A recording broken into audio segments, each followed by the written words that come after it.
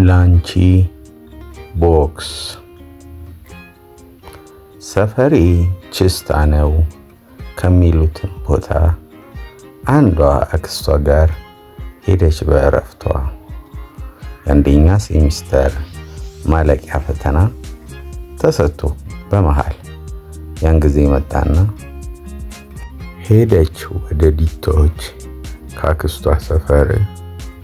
እነዚያን ቀናቶች በዚያ ልትከርም ከአክስቶቿ ልጆች እኩያ ጎረቤት ስትሰማ ከረመች።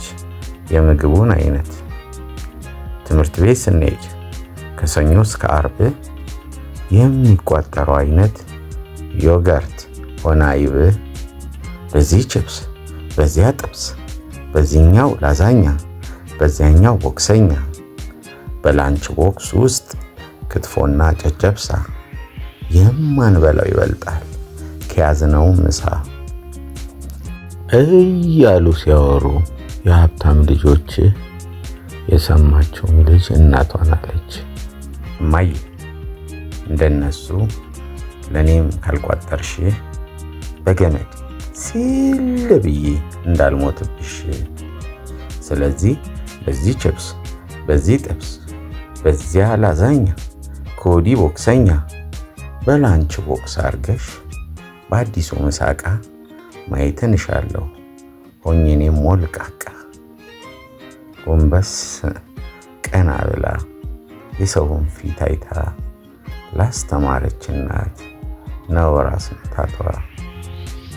በሰው ልክ ለመኖር አቅምን ሳያውቁ ለመኖር መጣር ነው ከውድቀት ትልቁ። እንደ ቤት ነው እንጂ እንደ ጎረቤት ለመኖር ማሰብ ነው ትልቅም ዳገት።